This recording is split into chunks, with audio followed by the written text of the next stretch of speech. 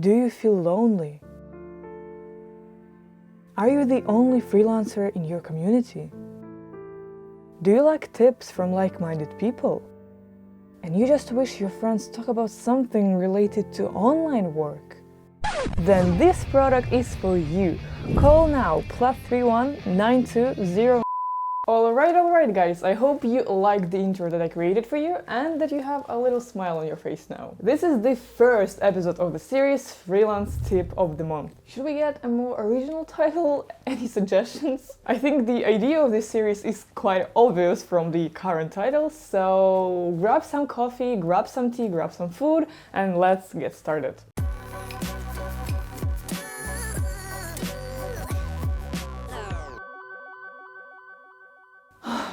January.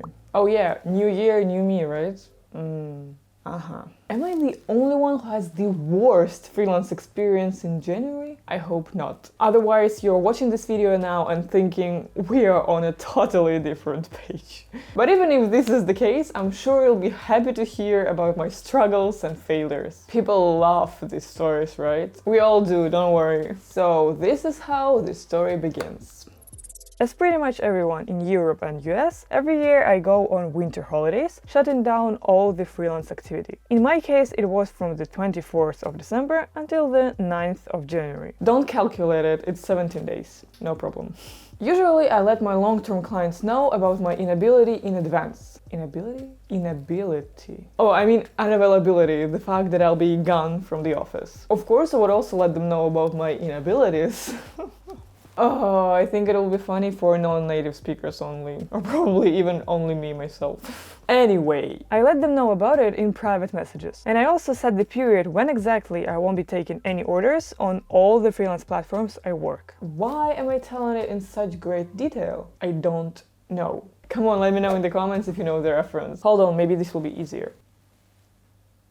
I don't know. So when I just returned back from the holidays, obviously I was not very focused and productive. I was still with my family in a very comfortable, too comfortable environment, and I just wasn't ready to go back on track. Also, since I was gone for some time, I lost that traffic that I used to have before. And the number of requests that I was getting was significantly lower compared to the, let's say, my normal times. So a combination of these two factors, my state of mind after the holidays and the impact of the break that I made on my freelance profile, didn't do anything good to me. And to say it shortly, of course, some shitty things happened. Mistakes were made. What exactly? Well, first of all, I missed some messages. I didn't give the answer to people in 24 hours like each sale on Fiverr should do. Otherwise, well, the algorithm will stop recommending you. Spoiler alert, this is exactly what happened later. And the second thing that I did, or better say did not do, is the worst thing, the nightmare of every freelancer. A guy with a budget of $5 wanted to get my service. No, of course, I'm just joking here. Although it's also not the most exciting thing that can happen to you, I experienced something truly bad. I didn't make the official delivery on time. I missed it. Yep, I'm not joking this time. And what's even worse is that it happened twice. Twice! New year, new me. Such a lucky month. Mwah. Enjoying it. What was the most upsetting is the fact that I actually delivered what I had to my client. So I sent it to him. He received it on time, you know? He did. But just on the orders page, I didn't press this deliver button. I didn't make the official delivery. I just forgot it. Yeah, what can I say? There is nothing. No. I think you truly may think that something is wrong with me after watching this video. So, as you can imagine, the result is that now I have very, very bad analytics, very bad statistics.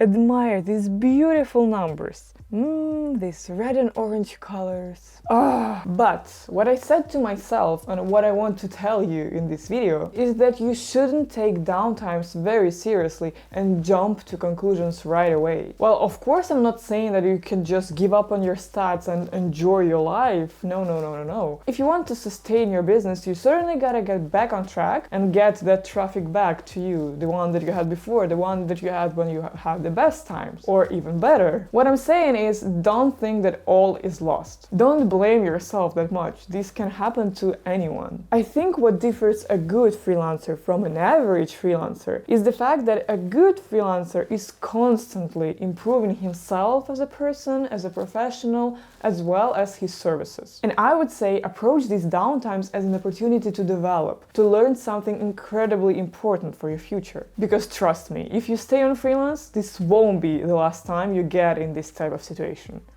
And the skill of sort of healing your profile or rehabilitating your account is one of the greatest things you can learn for your online business to thrive. Take your time on learning and experimenting rather than blaming yourself and just suffering from the whole situation. Moreover, this is a great chance for you to reflect. We as freelancers rarely get this opportunity. Because usually, and I think a lot of you guys will understand me here, if you're a successful freelancer, the stream of potential clients could be so big and overwhelming. You get tons of messages, many orders, and you just work.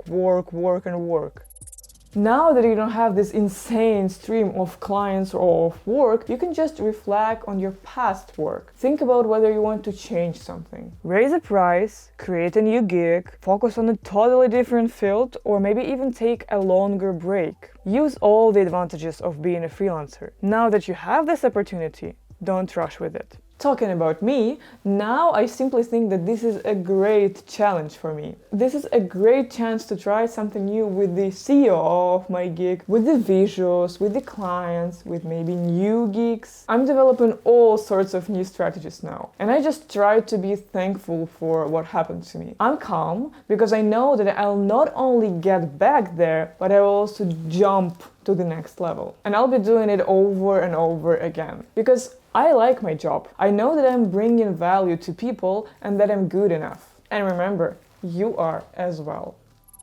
So, what do you think about it? Helpful? Boring? What will be your tip of the month for us? Let's help each other and have a further discussion below this video. This is the main idea of this series. I'm planning to make Q&A videos on a monthly basis as well. I will gather all the questions I already have in the comment sections of other videos, and I will make the first Q&A very soon. So if you want to ask me something, could be anything, you're welcome to do it in the comments below. Meanwhile, you can check this playlist and get more tips about Fiverr. Yeah, Fiverr. This is my favorite freelance website, and very soon I'll be a top seller on it. Yay! But I guess we'll talk about it in the next episode of this series next month. Oh wait, don't close this video. Please hit the like if you enjoyed it and subscribe to my channel for more. Пока-пока!